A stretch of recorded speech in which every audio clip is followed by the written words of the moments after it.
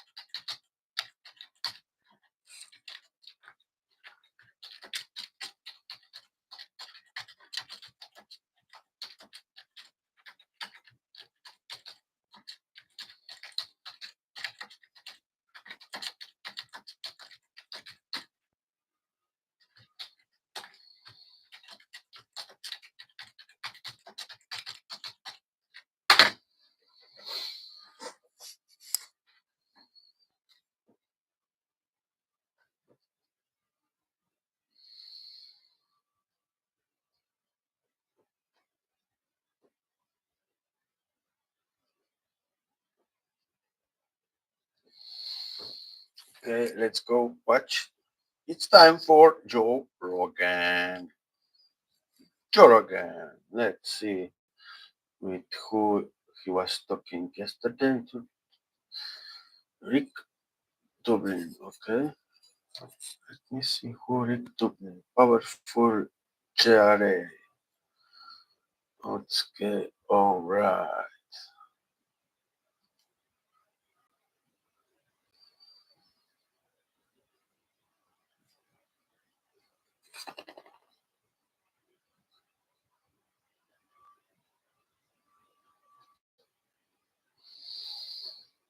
Who is Rick Dublin, PhD, is the founder and president of the Multidisciplinary Association for Psychedelic Studies, a non-profit advances in this.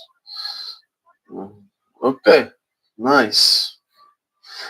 Psychedelics. Okay, we will be listening to Rogan about psychedelics. Nice.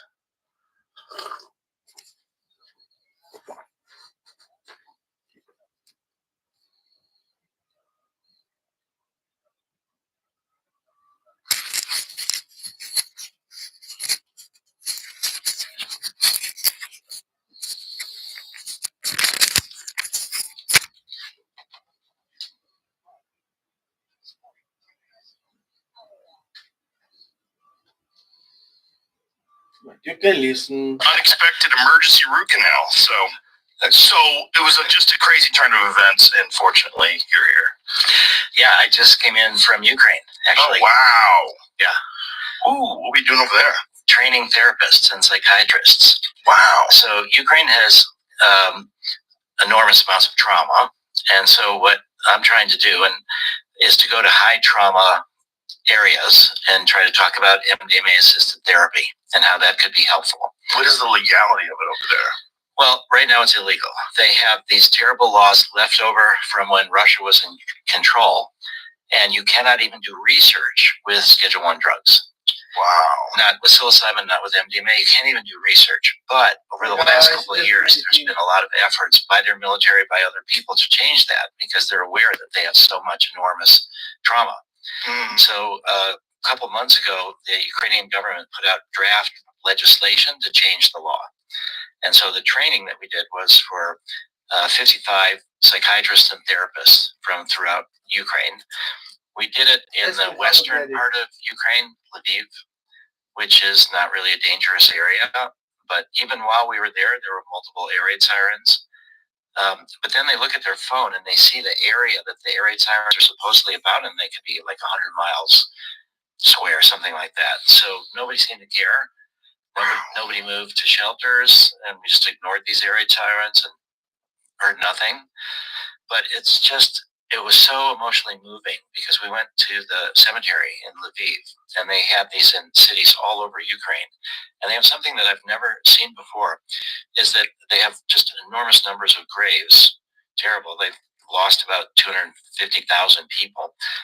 But the graves all have flags for Ukraine, but they have the pictures of the person that's dead. That's the person that's buried there. And I've never seen that anywhere else. It has even more of an emotional impact because you're actually not just thinking all these people are dead, but you're seeing their pictures. And most of them are younger and, tragically interrupted their lives, a fair number of women. And they put them in the center of the cities. They're having to build new grave sites all over. And this was next to a really large old historic cemetery. Yeah. And so it feels to me like what I'm trying to do is to really go to where people, I think, have lots of trauma but don't understand some of these new technologies, meaning psychedelic therapies. Hardly new. Well, new to them. Right. So they've been very much a conservative society. They don't have legal marijuana. They don't have marijuana. How dare you? Sorry. Sorry. Yeah, so it was very moving to be there for just the fact that we were there, that people felt that we were willing to come to the country and be there with them, even though it's in this more safe part of the country. And so the thought that we would, the next steps would all be philanthropy. So I should say that I'm here representing myself.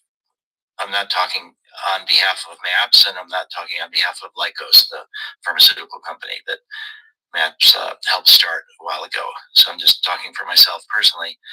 But what we're trying to do is really respond to where the trauma is. And next week I'm going to Beirut, which is something I never thought I would be going to, but I've been invited to speak at the American University of Beirut and also a YPO sort of business group. And there's the possibility of potentially at least starting research with MDMA therapy in Lebanon as well.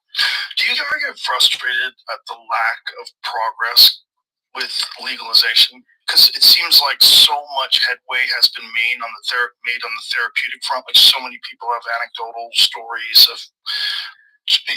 like a lot of soldiers with Ibogaine in particular, MDMA in particular. These people have had incredible experiences, turned their life around. I'm so baffled by the snail's pace of acceptance of these things. Well, I first tried MDMA in 1982, so we're talking about 43 years ago. And as soon as I experienced it, I thought this has incredible therapeutic potential. It was legal at the time. And when did it become illegal? 1985. And so MDMA had been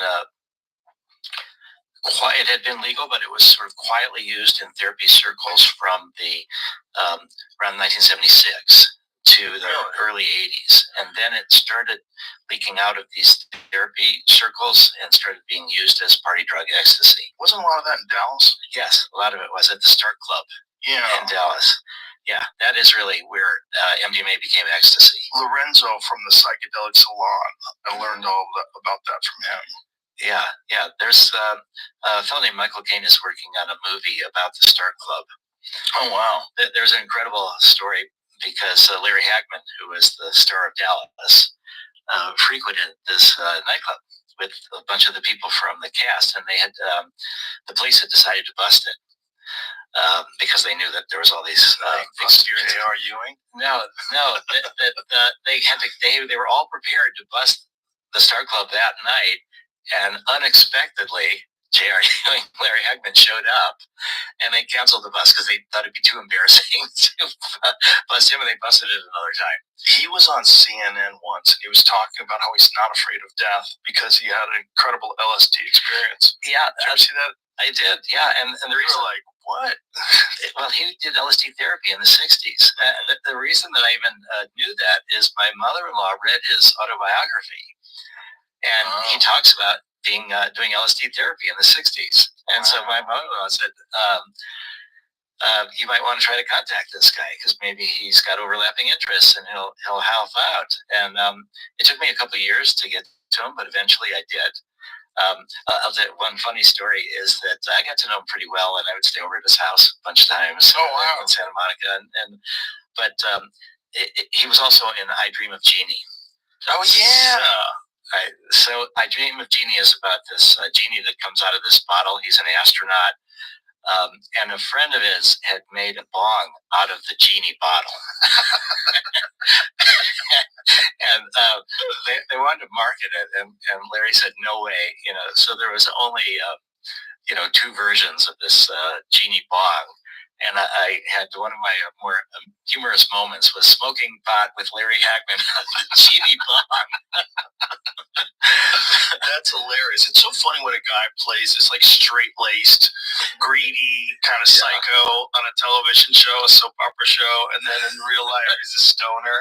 Oh, he's incredible. Yeah. Isn't that interesting, though? It's like, because you would never guess that from the J.R. Ewing character.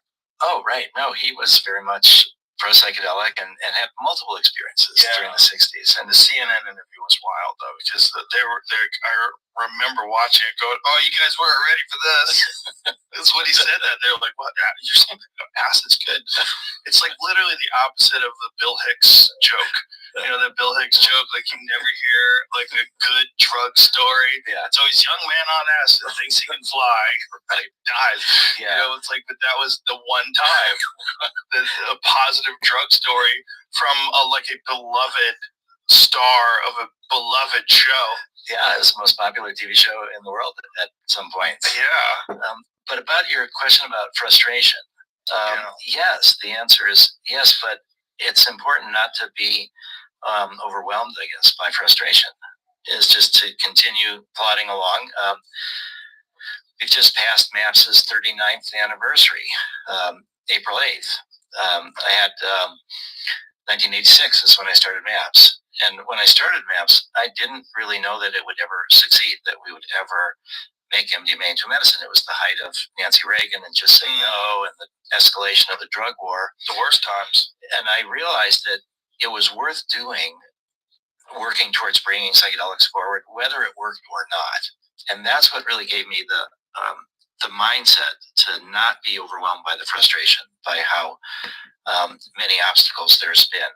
Because I always had this feeling that we need this kind of healing. We need this access to these experiences. And it's been tragic when we think about the number of veteran suicides, for example, that are happening every year. And if the Drug Enforcement Administration, when they made MDMA illegal in 1985, they did that on an emergency basis. We were in the middle of a lawsuit against the DEA, what's called an administrative law judge lawsuit. And we were challenging this arguments for making it into a Schedule I drug. And we actually won the case. Wow. The judge said it should be Schedule III, which means it should be available as a medicine, but it should be illegal otherwise for recreational use.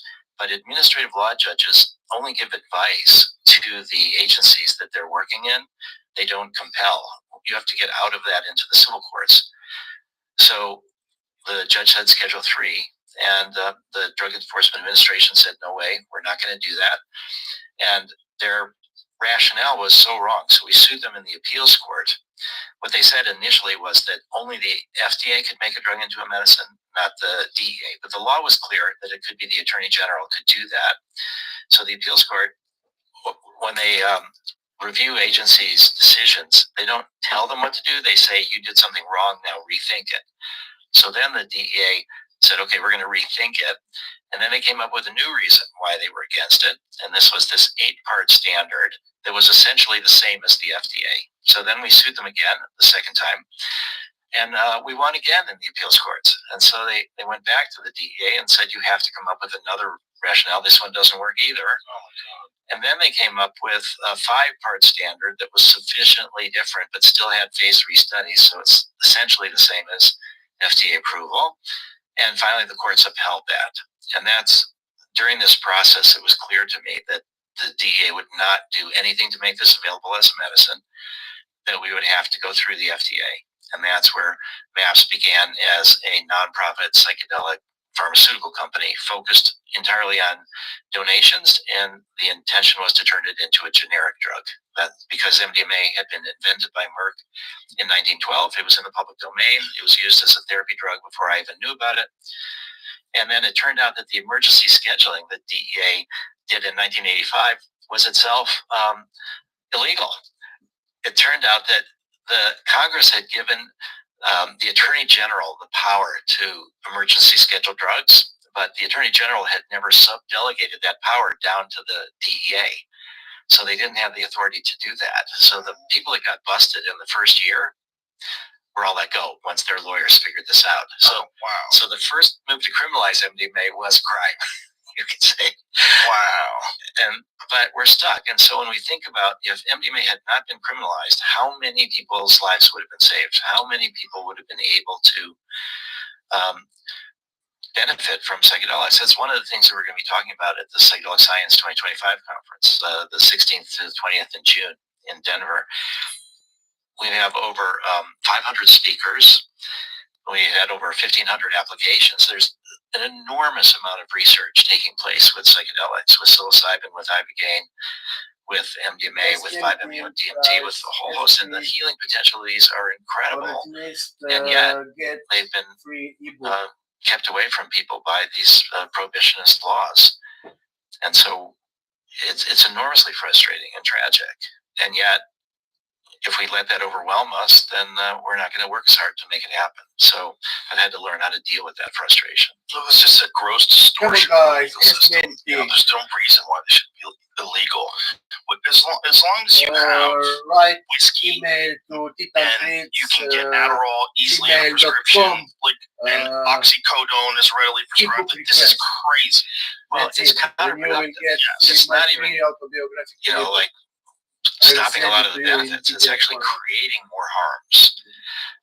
Just as one example, my father was a pediatrician. He's no longer alive, but he worked on the first study with crack babies. He and his partners did the pediatric evaluation.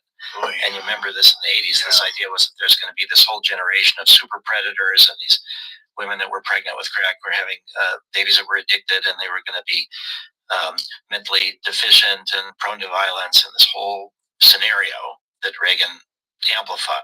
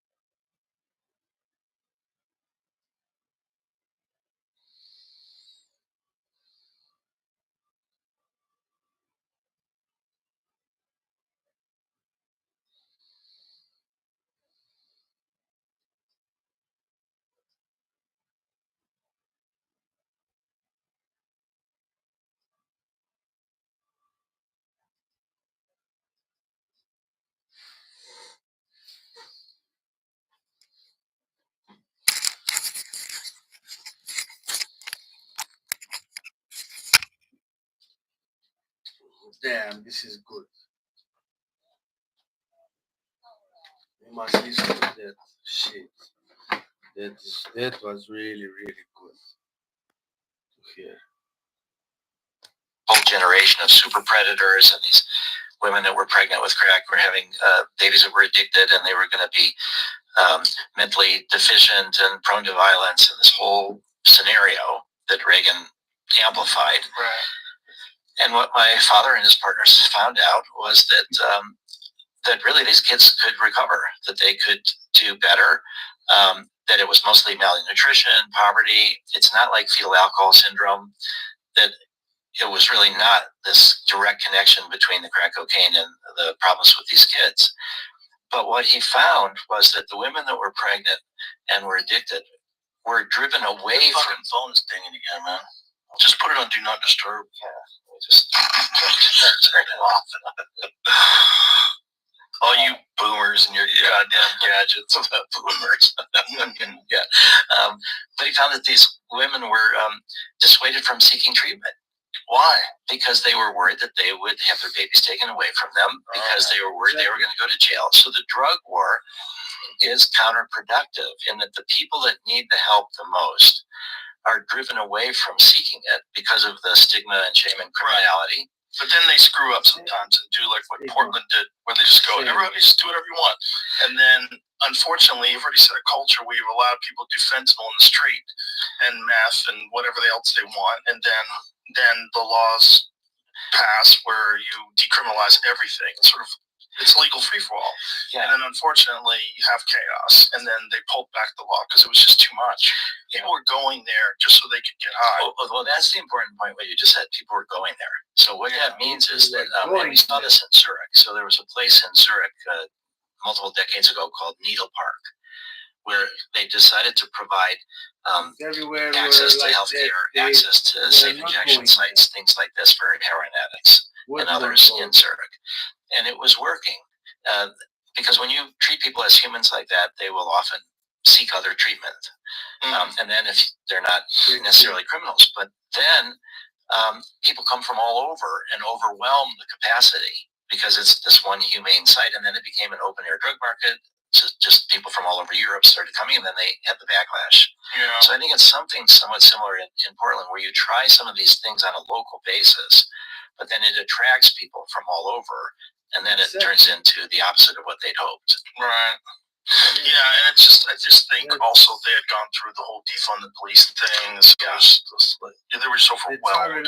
Yes, with shame and Portland's stigma. just out of control. Which is a lovely place. Related with shame and Just a stigma. lovely Yeah, place. that's 10 it. years ago, That's Portland was amazing. There's a whole bunch of sweethearts and thing hippies, I want they were, like, so to calm, and they get something change happen, and people's people got perspective. radicalized, and then Break the this tents, stigma. the people that camping on the street. Yeah. Once that happened, and you tolerated people just putting tents up in the middle of the city, it's like, don't ignore these people. Like, either help them out or tell them they have to move or do something. You can't just clog up your city with mentally ill drug addicts who are in tents. That's crazy. It is, and it's hard to have these local solutions because it attracts those people. Exactly. So They probably got on trains to go to Portland and get high. but they did. Yeah, And no, So these kind of solutions. no people local take the wrong idea solutions. from the solution Everywhere itself the was same. The wrong idea, but I think Should it's when you be. do it on a local basis like that and And not have it that widely will distributed. So improve basically, the idea is that you have addicts' life, people and that have majority will problems seek with help, substance abuse of all at kinds. least with We don't substitution criminalize people who are therapy, alcoholics. They can go to AA. They can go such to as other things. mine, They're not like Methadone or stigmatized, and they're not worried that Suboxone they're going to be or arrested. And anything yet they else that can go don't, for they help. don't There are a lot of chase people that actually do that. street drugs every day. And I think that's the kind of humane approach. But that's where we should be leaning. Yeah. As a society, that's a healthy, intelligent society, and also we should be paying attention to the people that report great benefits. Like, there's just too many. Well, luckily we have guys like Rick Perry, and Rick Perry, who's the Republican governor of Texas, is now really in full support of this iBegin initiative. That's wonderful. Yes, well, Rick Perry will be speaking at the conference. Fantastic. As Love will that guy. Brian Such a nice Hubbard. guy. So Brian Hubbard too. The work that you did to have Rick Perry and Brian Hubbard on your show, and how much that brought attention to the iBegin possibilities was incredible. Well, it's my feeling is if a guy like Rick Perry, who's this like straight-nosed conservative,